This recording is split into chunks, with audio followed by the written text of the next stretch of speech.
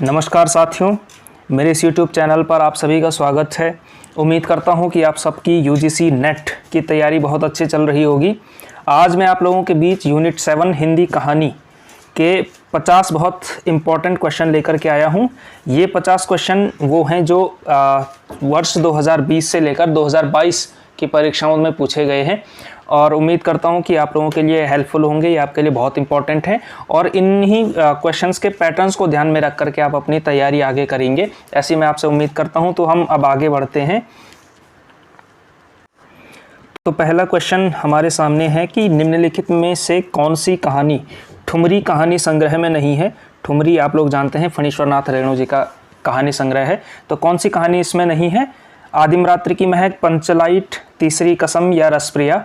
तो आदिम रात्रि की महक इसका सही आंसर होगा, क्योंकि आदिम रात्रि की महक एक अलग कहानी संग्रह उनका है और बाकी ये जो 3 कहानियां हैं ये ठुमरी कहानी संग्रह में संकलित कहानियां हैं। आगे बढ़ते हैं। अगला क्वेश्चन है आप सबके लिए कि चंद्रदेव से मेरी बातें हिंदी साहित्य की पहली कहानी थी जिसने अपने समय की राजनीति और अर्थनीति को केंद्रीय कथ्य बनाया। यह कथन किसका है? तो आपको ये बताना है कि यह कथन किसका है। तो यह कथन है भवदेव पांडे का। ये आपके लिए इंपॉर्टेंट तथ्य हो सकता है। भवदेव पांडे ने चंद्रदेव से मेरी बातें इसे पहली राजनीतिक कहानी माना हिंदी साहित्य की। तो भवदेव पांडे का ये कथन है। चंद्रदेव से मेरी बातें कहानी को लेकर तुलाई वाली की यह कहानी है, आपको ध्यान रखना है इसको भी। निम्नलिखित में से नई कहानी आंदोलन के कहानीकार हैं। तो नई कहानी आंदोलन के कहानीकारों का नाम आपको बताना है। दूधनाथ सिंह, निर्मल वर्मा, राजकमल चौधरी और राजेंद्र यादव। तो इनमें से कौन से हैं? एक तो है निर्मल वर्मा और दूसरे हैं राजेंद्र यादव। तो बी और डी जो आपका सही आंसर होगा। तो ऑप्शन नंबर 2 आपका सही आंसर होगा। आगे बढ़ते हैं। तीसरी कसम कहानी में चित्रित है। तो तीसरी कसम आपके सिलेबस में लगी हुई रचना है और उम्मीद करता हूं कि आपको ये कहानी पढ़ी होगी आप लोगों ने। तो आपको बताना है कि इस कहानी में कौन से 2 स्थानों का जिक्र आता है। फारबिसगंज, औराही हिंगना, चेथरिया पीर या सिरपुर बाजार। तो इन चारों में से एक आता है ए फारबिसगंज और दूसरा आता है सिरपुर बाजार। इन 2 स्थानों का जिक्र वहाँ पर मिलता है। ए और डी आपका सही आंसर होंगे, यानी ऑप्शन नंबर 3। आगे बढ़ते हैं। रामचंद्र शुक्ल ने उसने कहा था कहानी के बारे में लिखा है। तो रामचंद्र शुक्ल ने उसने कहा था कहानी के बारे में कौन से 2 कथन कहे हैं? ये कहानियाँ जीवन के बड़े मार्मिक रूप में होती थी। उसमें भीतर से प्रेम का एक स्वर्गीय स्वरूप झांक रहा है। तीसरा, दूसरी कोटि की कहानियों में एक बड़ा भारी भेद है। और चौथा, इसकी घटनाएं ही बोल रही हैं, पात्रों के बोलने की अपेक्षा नहीं। तो इसमें से ऑप्शन नंबर बी और ऑप्शन नंबर डी इसके सही आंसर होंगे। ये 2 कथन आचार्य रामचंद्र शुक्ल ने उसने कहा था कहानी के बारे में कहे हैं। तो अगर आपको आलोचकों में पढ़ने हैं तो रामचंद्र शुक्ल जी की पुस्तक और रामचंद्र शुक्ल जी के सारे कथन आपके लिए बहुत इंपॉर्टेंट हैं। 2 से 3 क्वेश्चन तो हमेशा उनके कथन डायरेक्टली पूछे जाते हैं किसी न किसी रचना के विषय में या किसी रचनाकार के विषय में। अगला क्वेश्चन है आपके सामने। मोहन राकेश के कहानी संग्रहों का प्रकाशन वर्ष के अनुसार सही अनुक्रम है। और मोहन राकेश क्योंकि हमारे सिलेबस में लगे हुए रचनाकार हैं, इसलिए आपसे अपेक्षा की जाती है कि आपको इनके सारे कहानी संग्रहों का प्रकाशन वर्ष के अनुसार यानी पूरे कालक्रम के अनुसार इनकी रचनाएं याद हों। तो आपको बताना है कि इनका कालक्रम के अनुसार सही रचनाओं का क्रम क्या होगा। तो इसमें आपको बता देता हूँ कि सबसे पहले इनकी छपी थी नए बादल, उसके बाद आएगा जानवर और जानवर, उसके बाद आएगा आपका एक और ज़िंदगी और उसके बाद फौलाद का आकाश। तो 1 2 3 4 इस तरह से क्रम बनेगा इसमें। तो इसका सबसे सटीक आंसर होगा आपका ऑप्शन नंबर 2 BDCA, ये आपका सही आंसर होगा। आगे बढ़ते हैं। चंपा द्वीप किस कहानी में आया है? चंपा द्वीप आपको बताना है कि किस कहानी में आया है। और आप लोगों ने अगर आकाशदीप कहानी पढ़ी हो तो आप आसानी से बता सकते हैं कि ये आकाशदीप कहानी में आया है कि जब बुद्धगुप्त जो है एक द्वीप का नाम चंपा नायिका के नाम पर रखता है, उसका नाम चंपा द्वीप रखता है। तो आकाशदीप कहानी में चंपा द्वीप का वर्णन मिलता है। आगे बढ़ते हैं। अगला क्वेश्चन आपके सामने है। निम्नलिखित वाक्य किस कहानी से लिया गया है? खून का वह आखिरी कतरा जो वतन की हिफाजत में गिरे दुनिया की सबसे अनमोल चीज़ है। तो ये कौन सा कहानी से का वाक्य है? तो प्रेमचंद की कहानी है दुनिया का सबसे अनमोल रत्न। ये आपकी सिलेबस में लगी हुई रचना है, इसलिए ये आपके लिए इम्पॉर्टेंट है। तो यहाँ से ये आपके लिए लिया हुआ कथन है, वहाँ से पूछा गया क्वेश्चन है। आगे बढ़ते हैं।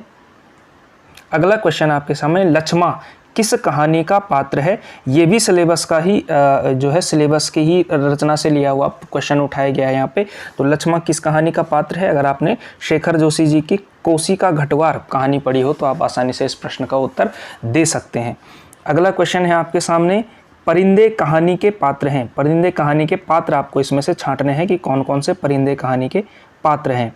तो आपके सामने ऑप्शन है रिचर्ड, डॉक्टर मुखर्जी, रामधन और मिस्टर ह्यूबर्ट। तो इनमें से कौन कौन से हैं? डॉक्टर मुखर्जी और ह्यूबर्ट, ये दो कहानी जो है परिंदे कहानी के पात्र हैं, बी और डी।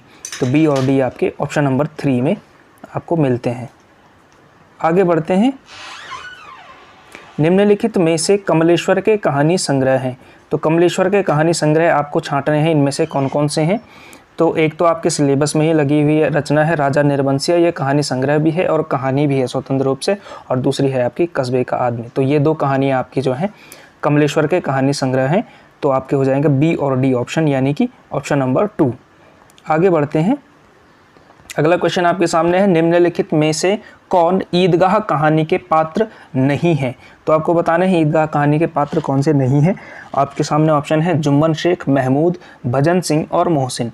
तो जुम्मन शेख और भजन सिंह जो है ईदगाह कहानी के पात्र नहीं है। जुम्मन शेख आप लोग जानते हैं पंच परमेश्वर बहुत प्रसिद्ध कहानी प्रेमचंद की है, उस कहानी का एक पात्र है, और भजन सिंह भी ऐसी किसी दूसरी कहानी का पात्र जरूर होगा। और महमूद और मोहसिन ये दो ईदगाह कहानी के पात्र हैं। ये शायद दोनों बच्चों के नाम हैं जो हामिद के साथ कोई दूसरा खिलौना लेते हैं। ये आपको मिलान करना है इसमें कि एक तरफ पात्र दिए हुए हैं और दूसरी तरफ आपको कहानियाँ दी हुई हैं, और चारों की चारों माफ़ कीजिएगा तीन कहानियाँ तो आपकी कम से कम रचना से ही यानी कि सिलेबस से ही ली हुई हैं। तो लहना सिंह है आपका, उसने कहा था कहानी का नायक है। लतिका आपका परिंदे की नायिका है, और शामनाथ चीफ की दावत जो भीष्म साहनी की रचना है उसका है। तो पीर बख्श निश्चित रूप से पर्दा कहानी, पर्दा यशपाल की बहुत प्रसिद्ध कहानी है, तो उसका जो है एक पात्र है। इस तरह से आप लोग इसको मैच कर सकते हैं।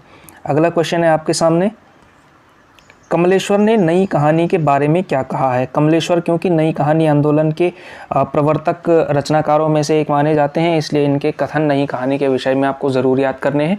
कमलेश्वर के, मोहन राकेश के और राजेंद्र यादव के, ये 3 रचनाकार ऐसे हैं जिनको आपको नई कहानी के संदर्भ में ज़रूर याद रखना है। तो इन चारों कथन में से नई कहानी आंदोलन आग्रहों की कहानी नहीं है। दूसरा, उसमें विभिन्न स्तरों पर आज के यथार्थ को ही पकड़ने की चेष्टा है। उसका केंद्रीय पात्र है जीवन को बहन करने वाला व्यक्ति, और चौथा है व्यक्ति के मन के राग विराग की अभिव्यक्ति होती है। तो इनमें से 2 कथन कौन कौन से? एक है नई कहानी आग्रहों की कहानी नहीं है, ये कथन कमलेश्वर का है, और दूसरा है उसका केंद्रीय पात्र है जीवन को वहन करने वाला व्यक्ति। तो ए और सी यानी कि ऑप्शन नंबर 3 इसका सही होगा। आगे बढ़ते हैं, अगला क्वेश्चन है आपके सामने, प्रकाशन वर्ष के अनुसार जयशंकर प्रसाद की कहानियों का सही अनुक्रम है। जयशंकर प्रसाद की कहानियों का आपको क्रम लगाना है, चारों के चारों जयशंकर प्रसाद की ही कहानियां हैं। तो सबसे पहले आ जाएगा, आप लोगों को ये तथ्य ज़रूर याद रखना है कि प्रसाद की पहली कहानी है ग्राम, ठीक है ना, और इसके बाद आप पूरा क्रम लगा सकते हैं। उसके बाद उनकी छपी थी ये दूड़ डसाई, ये कहानी लगी थी। उसके बाद आती है आपकी इसके बाद आती है आकाशदीप, उसके बाद इंद्रजाल। तो CDBA जो क्रम है वो आपके लिए सही आंसर होगा, ऑप्शन नंबर 1। आगे बढ़ते हैं,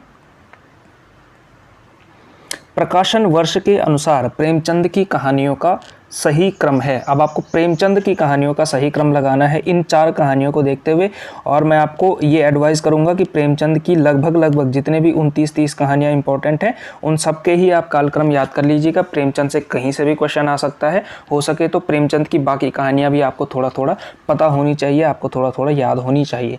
तो इसमें से आपको सही क्रम लगाना है। तो सबसे पहले आएगा आपका C, पंच परमेश्वर इन सब रचनाओं में सबसे पहले छपी थी। इसके बाद आपका आता है उसके बाद आता है बूढ़ी काकी। तो CA वाला जो क्रम है 4th CABD, ये वाला क्रम जो है आपका सही आंसर होगा, यानी कि ऑप्शन नंबर 4। अगला क्वेश्चन है आपके सामने, प्रेमचंद कृत प्रायश्चित कहानी के पात्र हैं। तो प्रायश्चित कहानी के पात्र कौन से हैं? सुबोध चंद्र और मदारीलाल प्रायश्चित कहानी के पात्र हैं। थोड़ा सा कठिन क्वेश्चन आपके लिए हो सकता है, क्योंकि प्रायश्चित कहानी बहुत प्रसिद्ध प्रेमचंद की कहानी नहीं है, लेकिन क्योंकि कई बार क्वेश्चन कठिन भी जो है NTA पूछता है, तो ये आप कठिन प्रश्न की श्रेणी में आप इसको डाल सकते हैं। लेकिन अब क्योंकि PYQ हो चुका है तो इसको ज़रूर आप याद रख करके जाइएगा, आगे के पेपर के लिए इम्पोर्टेंट हो सकता है। अब ये कुछ रचनाएं इस तरफ दी हुई हैं, दूसरी तरफ रचनाकार दी हुई हैं, चारों की चारों महिला रचनाकार हैं। तो एक तरफ आपको, तो देखिए इनका आपको मिलान करना है। अलमा कबूतरी मैत्रेयी पुष्पा की रचना है, छिन्नमस्ता प्रभा खेतान की रचना है। इसके बाद आप पूरा मैच कर सकते हैं A1 और B4 के उससे, तो ऑप्शन नंबर 2 जो है आपका सही आंसर हो जाएगा। तो यानी कि C2 मधु कांकरिया और पारिजात जो है नासिरा शर्मा जी की रचना है। इस तरह से आप इसको बना सकते हैं इस क्वेश्चन को। आगे बढ़ते हैं, अगला क्वेश्चन है आपके प्रकाशन वर्ष के अनुसार निम्नलिखित कहानियों का सही क्रम है। तो निम्नलिखित कहानियों का आपको सही क्रम बताना है। चारों ये कहानियाँ वो हैं जो प्रेमचंद पूर्व युग की कहानियाँ हैं और इनको लेकर डिबेट में ये आती हैं जब हिंदी की पहली कहानी की बात होती है। तो इन 4-5 कहानियों का जिक्र ज़रूर होता है कि इनमें से कौन सी पहली कहानी माना जाए। तो इसमें से सबसे पहले आपको देखना है एक टोकरी भर एक मिट्टी 1901 में लिखी गई, प्लेग की चुड़ैल 1902 में, 11 वर्ष का समय 1903 में और दुलाई वाली 1907 में। तो ये इस तरह से क्रम बनेगा। तो CDBA, तो यानी CDBA कौन सा क्रम है? ऑप्शन नंबर 2 आपका सही आंसर होगा। आगे बढ़ते हैं, अगला क्वेश्चन अब आपके सामने है प्रकाशन वर्ष के अनुसार निम्नलिखित कहानी संग्रहों का सही क्रम बताइए। तो आपको इसका सही क्रम बताना है। ये 4 कहानियाँ आपके पास दी हुई है। तो इनमें से सबसे ऊपर आएगा, सबसे पहले जो प्रकाशित हुई रचना है वो है राजा निर्बंसिया वर्ष 1957 में। उसके बाद एक और ज़िंदगी 1961 में, ये 78 में, और इसका मुझे सही काल क्रम पता नहीं है, लेकिन ये वांगचू से पहले रचना की गई थी, यही सच है। मन्नू भंडारी जी की बहुत प्रसिद्ध कहानी है। तो इस तरह से आपका क्रम बन जाता है BCDA, यानी कि ऑप्शन नंबर 1 आपका सही आंसर होगा। आगे बढ़ते हैं, अगला क्वेश्चन आपके सामने है परिंदे संग्रह में संकलित कहानियों की संख्या है। देखिए परिंदे एक तो कहानी है और एक जिस कहानी संग्रह में परिंदे कहानी संकलित है उस कहानी संग्रह का नाम भी परिंदे है और उस परिंदे में 7 कहानियाँ संग्रहित हैं। तो आपको ये तथ्य भी ध्यान रखना है कि 7 कहानियाँ परिंदे कहानी में संकलित हैं। निर्मल वर्मा जी की बहुत प्रसिद्ध कहानी है। अब आपको एक फिर से मिलान करना है, मैच द फॉलोइंग वाला क्वेश्चन है कि वर्ण विषय के साथ आपको मिलाना है कि कौन सी कहानी किस थीम पर बेस्ड है। तो आपको बताना है कि कौन सी। वापसी उषा प्रेमवदा की बहुत प्रसिद्ध कहानी है, तो ये है आपका पारिवारिक उपेक्षा और अप्रासंगिकता पर आधारित बहुत प्रसिद्ध कहानी है। तीसरी कसम ये आंचलिक तत्व की कहानी है, रेणु जी की बहुत प्रसिद्ध कहानी है।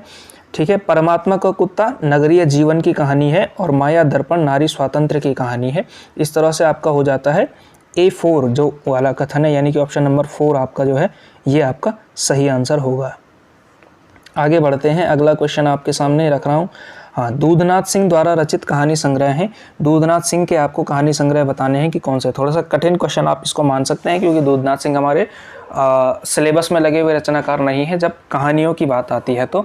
लेकिन उम्मीद की जाएगी कि अगर आप थोड़ा सा गहराई से पढ़ें, यानी कि गोविंद पांडे, सरस्वती पांडे या फिर दृष्टि की बुक से भी या किसी भी अच्छी गाइड से अगर आप पढ़ेंगे तो आपको ये आसानी से ये तथ्य मिल जाएगा। तो दूधनाथ सिंह द्वारा रचित कहानी है, पहली तो है धर्म क्षेत्र कुरुक्षेत्र और दूसरी है निष्कासन। ये 2 कहानियाँ जो है दूधनाथ सिंह की हैं, क्योंकि वसंत का एक दिन शिव प्रसाद सिंह की कहानी है और वसंत का एक दिन और खाली घर, ये दोनों ही रामदरस मिश्र जी की कहानियां हैं।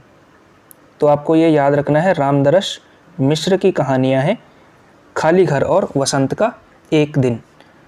आगे बढ़ते हैं, अगला क्वेश्चन आपके सामने है यशपाल की पर्दा कहानी के पात्र हैं।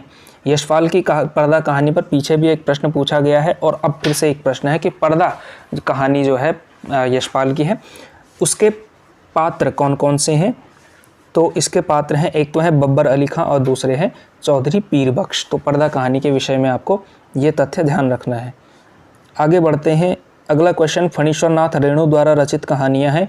रेणु जी की कहानियां आपको बतानी है कि कौन कौन सी हैं। तो एक है ठुमरी और दूसरी है आदिम रात्रि की महक। अगर आपने पीछे क्वेश्चन पर ध्यान दिया हो तो ठुमरी भी क्वेश्चन में आ चुका है और आदिम रात्रि की महक भी आ चुका है। ये दोनों ही रेणु जी की कहानियाँ हैं। मुर्दों का गाँव धर्मवीर भारती जी की कहानी है और कर्मनाशा की हार शिव प्रसाद सिंह एक रचनाकार हैं, उनकी कहानी का नाम है, शिव प्रसाद सिंह की कहानी का नाम है कर्मनाशा की हार। आगे बढ़ते हैं, अगला क्वेश्चन आपके सामने है प्रथम विश्व युद्ध की पृष्ठभूमि पर रचित कहानी है। आसान सा क्वेश्चन है, उसने कहा था, लहना सिंह की कहानी। अगला क्वेश्चन आपके सामने है जगपति की बीमारी और बेरोजगारी से उपजी आर्थिक मजबूरियों से त्रस्त पत्नी चंदा की कहानी है। तो देखिए बहुत आसान सा क्वेश्चन आपके लिए हो जाएगा अगर आपने कहानी पढ़ी है। तो जगपति और चंदा किस कहानी के पात्र हैं? राजा निर्वंशिया कहानी के 2 पात्र हैं। तो आपके लिए आसान सा क्वेश्चन हो जाएगा कि राजा निर्वंशिया जो है इस थीम पर बेस्ड कहानी है। वंशीधर निम्नलिखित में से किस कहानी का प्रमुख पात्र है? तो आपको बताना है कि इनमें से किस कहानी का प्रमुख पात्र वंशीधर है। तो दुलाई वाली कहानी का जो पात्र है वो है वंशीधर। दुलाई वाली इसका सही आंसर होगा। आगे बढ़ते हैं, अगला क्वेश्चन। तीसरी कसम कहानी के पात्र हैं। तीसरी कसम कहानी के आपको पात्र बताने हैं कि इनमें से कौन से हैं। तो इसमें से होंगे आपके रमपतिया, चुरमुनिया, धुन्नीराम और पलटदास। तो धुन्नीराम और पलटदास तीसरी कसम कहानी के पात्र हैं। सी और डी यानी कि ऑप्शन नंबर 4 आपका सही आंसर होगा। आगे बढ़ते हैं, ईदगाह कहानी में व्यक्त हुए हैं। ईदगाह कहानी में कौन से भाव जो है व्यक्त हुए हैं? इन चारों में से 2 आपको बताने हैं। तो पहला आपका हो जाएगा सांप्रदायिक सौमनस्य, बाल मनोविज्ञान, मातृवात्सल्य और राजनीतिक चेतना। तो ये थोड़ा सा विवादित क्वेश्चन भी हो सकता है, क्योंकि देखिए इसमें एक तरह से कहीं ना कहीं सांप्रदायिक सौमनस्य दिखाने की भी कोशिश प्रेमचंद की होती है और दूसरी तरफ मातृवात्सल्य की भी कोशिश होती है कि उसकी अमीना के द्वारा, और बाल मनोविज्ञान का चित्रण तो इसमें है ही। तो मुझे लगता है कि सबसे सटीक आंसर इसमें से बी और ए वाला होना चाहिए। तो ए और बी वाला जो ऑप्शन है, ऑप्शन नंबर 1, वो सही होगा। लेकिन मुझे लगता है कि शायद एनटीए ने इस क्वेश्चन को जो है पूरी तरह से खारिज किया, क्योंकि इसमें से 3 ऑप्शन इसमें सही होंगे। लेकिन देखना होगा आप लोगों को कि इसमें से कौन सा सही आंसर है। तो मेरे हिसाब से तो ए और बी इसका सही उत्तर होगा। परिंदे कहानी के पात्र हैं। आपको बताने हैं कि परिंदे कहानी के पात्र इनमें से कौन से हैं। तो परिंदे कहानी के पात्र डॉक्टर मुखर्जी, ह्यूबर्ट, श्यामनाथ और लतिका। तो इस क्वेश्चन में भी थोड़ी सी बात यह है कि डॉक्टर मुखर्जी भी कहानी परिंदे का है, ह्यूबर्ट भी और लतिका, ये 3 पात्र जो है परिंदे कहानी के हैं। तो इसमें से जो सबसे सही आंसर होगा आपका ए और बी, ये भी सही आंसर हो सकता है, और बी डी कोई ऑप्शन, क्योंकि ऑप्शन कोई है नहीं इसके अलावा, तो ए और बी सबसे सही आंसर होंगे, क्योंकि बाकी में सी आ रहा है। श्यामनाथ परिंदे कहानी का नहीं बल्कि चीफ की दावत कहानी का पात्र है। आगे बढ़ते हैं, भोलाराम का जीव कहानी के विषय हैं। भोलाराम का जीव आपके जो अतिरिक्त अन्य गद्य विधाएं आपकी हैं, भोलाराम का जीव कहानी है, व्यंग्य प्रधान कहानी, हरिशंकर परसाई जी की कहानी है। तो इसमें से कौन सा आंसर सही होगा? एक तो है कि सरकारी कार्यालयों में व्याप्त रिश्वतखोरी की अभिव्यक्ति उन्होंने की है, और दूसरी तरफ है भ्रष्टाचार का अनावरण। तो बी और डी वाला जो ऑप्शन है यानी कि ऑप्शन नंबर ए वो सही होगा। भोलाराम का जीव रचना आपको ज़रूर पढ़नी चाहिए। अगला क्वेश्चन आपके सामने, एक तरफ इसमें पात्र दिए हुए हैं एक सूची में और दूसरी सूची में कहानी का नाम दिया हुआ है। तो आपको बताना है कि ये किस कहानी का जो है पात्र है। तो देखिए पहला है मालती। तो मालती किस कहानी से संबंधित है? गैंग्रीन, अज्ञेय की कहानी है गैंग्रीन। गैंग्रीन का दूसरा नाम क्या है? रोज़, और ये आपकी सिलेबस में लगी हुई कहानी है, इम्पॉर्टेंट कहानी है। तो मालती हो गया, गैंग्रीन कहानी, ठीक है। बुद्धगुप्त आकाशदीप से संबंधित है। तो आपका इन दो के बेस पर ही आप पूरी तरह से इसको क्वेश्चन कर सकते हैं। तो A4 यानी कि ऑप्शन नंबर 3 आपका हो जाएगा। इस तरह से आपका ये वाला ऑप्शन सही हो जाता है। आगे बढ़ते हैं, अगला क्वेश्चन आपके सामने है, प्रकाशन वर्ष की दृष्टि से सही अनुक्रम है। प्रकाशन वर्ष की दृष्टि से आपको सही क्रम बताना है, इसमें से कौन सा सही क्रम है। तो आप देखेंगे कि इसमें से जो सबसे पहली कहानी लिखी गई है वो है नीलम देश की राजकन्या। तो सी ऑप्शन जो है आपके लिए सही हो जाएगा, नीलम देश की राजकन्या। उसके बाद लिखी गई है पिंजरा, ठीक है ना, पिंजरा। उसके बाद लिखी गई है जयदोल और उसके बाद अग्निखोर। तो ये आपका क्रम हो जाएगा कहानियों का, है ना। अगला क्वेश्चन आपके सामने है कि ये आपके सामने गीत की पंक्ति दी हुई है और आपको बताना है कि इसमें से ये जो गीत है वो कहाँ किस कहानी में प्रयुक्त है। तो बहुत ज़रूरी है आपके लिए कि रचना जो सिलेबस में लगी हुई रचनाएं हैं उन्हें आप अच्छे से ज़रूर पढ़ें।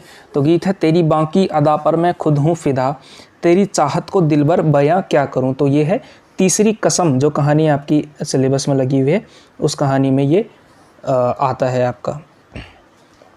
अगला क्वेश्चन आपके सामने है, किसी श्रीमान जमींदार के महल के पास एक गरीब अनाथ विधवा की झोपड़ी थी। जमींदार को अपने महल का हाता उस झोपड़ी तक बढ़ाने की इच्छा हुई। तो ये जो स्टार्ट होती है, कौन सी कहानी यहाँ से शुरू होती है? तो एक टोकरी भर मिट्टी जो कहानी है वो इस तरह से शुरू होती है।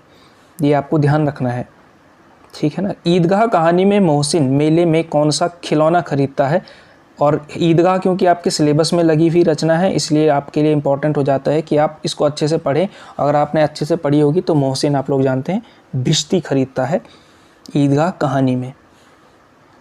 अगला क्वेश्चन है चंद्रधर शर्मा द्वारा रचित कहानी नहीं है, तो इनमें से कौन सी कहानी चंद्रधर शर्मा की नहीं है, तो कछुआ धर्म जो कहानी है ये गुलेरी जी की रचना नहीं है, बाकी तीनों कहानियाँ गुलेरी जी की रचनाएं हैं। आगे बढ़ते हैं, अगला क्वेश्चन आपके सामने है निर्मल वर्मा द्वारा रचित कहानी नहीं है, तो निर्मल वर्मा की कौन सी कहानी नहीं है, बादलों के घेरे में। तो ये वाली जो रचना है, दरअसल ये मुझे लगता है कि थोड़ा सा मिसप्रिंट होगा क्योंकि बादलों के घेरे कृष्णा सोबती जी की बहुत प्रसिद्ध कहानी है, तो ये निर्मल वर्मा की रचित कहानी नहीं है, ये कृष्णा सोबती जी की कहानी है। सोजे वतन संग्रह की कहानियां हैं, सोजे वतन संग्रह की कहानियां आपको बतानी है कि कौन कौन सी है। सोजे वतन प्रेमचंद जी का उर्दू का लिखा हुआ कहानी संग्रह है जो ब्रिटिश सरकार के द्वारा बैन कर दिया गया था और उसके बाद ही प्रेमचंद ने जो है हिंदी में लिखना शुरू किया था। तो एक तो है यही मेरा वतन है, एक ये कहानी, और दूसरा है सांसारिक प्रेम और देश प्रेम। तो ये ए और सी इसका सही आंसर होगा। तो ए और सी कौन सा वाला ऑप्शन है, ऑप्शन नंबर 3 ये इसका सही आंसर होगा। आगे बढ़ते हैं, अगला क्वेश्चन आकाशदीप कहानी के वर्ण्य विषय हैं। अगर आपने आकाशदीप कहानी पढ़ी होगी तो आप लोग जानते होंगे कि आकाशदीप कहानी के वर्ण्य विषय कौन से हैं। तो एक तो उसमें है पिता की हत्या का प्रतिशोध, एक तो ये होता ही है, और दूसरा है आपका आत्मसमर्पण। तो ए और बी इसके सही आंसर होंगे, यानी ऑप्शन नंबर 2 सही उत्तर होगा। आगे बढ़ते हैं, राजा निरबंसिया कहानी के पात्र हैं। राजा निरबंसिया कहानी के कौन कौन से पात्र हैं, तो एक है जगपति, ठीक है ना, और दूसरे हैं आपके एक तो हैं जगपति और दूसरे हैं बच्चन सिंह। तो ये 2 पात्र इसके हैं। अगर आप लोगों को केवल ये भी पता हो कि जगपति इसके हैं तो डी आपको केवल ऑप्शन नंबर 2 के बेस पर आप इस क्वेश्चन को कर सकते हैं। आगे बढ़ते हैं, अगला क्वेश्चन एक तरफ आपके पास कहानियों का नाम है और दूसरों आपके पास उसकी थीम है कि वो किस थीम पर लिखी गई कहानी है। तो दुनिया का सबसे अनमोल रत्न देश प्रेम की कहानी है, अमृतसर आ गया है ये आपका देश विभाजन की कहानी है, चीफ की दावत वृद्धों की उपेक्षा की कहानी है, और पिता पुरानी और नई पीढ़ी के द्वंद्व की कहानी है। ये आपको ध्यान रखना है। तो इसका सही आंसर कौन सा होगा, A4 जो ऑप्शन है, यानी कि ऑप्शन नंबर 1 आपका सही आंसर होगा। आगे बढ़ते हैं, अगला क्वेश्चन प्रकाशन वर्ष की दृष्टि से सही अनुक्रम है। आपको प्रकाशन वर्ष की दृष्टि से सही क्रम बताना है कि इन कहानियों का सही क्रम क्या है। तो इसमें से सबसे पहले जो कहानी छपी है वो है आपका आकाशदीप, उसके बाद इंद्रजाल, उसके बाद पाजेब, उसके बाद तर्क और तूफान। तर्क और तूफान यशपाल की शायद कहानी का नाम है, यशपाल की, जी यशपाल की कहानी है तर्क और तूफान। पाजेब आप लोग जानते हैं जैनेन्द्र की कहानी है, इंद्रजाल और आकाश जयशंकर प्रसाद की कहानी है। तो इस तरह से हो जाएगा आपके पास सबसे पहले आकाशदीप AC वाला जो क्रम है, AC यानी कि ऑप्शन नंबर 3 ACDB ये वाला जो क्रम है ये सही उत्तर होगा। तो इस तरह से हमारे पास आज के ये, क्योंकि 2020 से 2022 के 6 सेट्स में पूछे गए प्रश्नों का संकलन हमने किया है और ये टोटल हो रहे हैं 44 क्वेश्चन। और मैं उम्मीद करता हूँ कि अगर आपने अच्छे से तैयारी की होगी तो आपके अधिकांश क्वेश्चन इसमें से सही हुए होंगे। और अगर आपको ये वीडियो हेल्पफुल लगा है, ये क्वेश्चंस आपको हेल्पफुल लगे हैं, तो इस वीडियो को लाइक ज़रूर कीजिए, चैनल को सब्सक्राइब ज़रूर कीजिए, क्योंकि अगली जो हम वीडियो लेकर के आएंगे वो हिंदी उपन्यास के 50 महत्वपूर्ण क्वेश्चन होंगे। उपन्यासों के 50 महत्वपूर्ण क्वेश्चन हम आपके सामने लेकर आएंगे। तो उम्मीद करूंगा कि आप उस वीडियो को भी इसी तरह देखेंगे और अपनी तैयारी को और ज़रूर मजबूत करेंगे।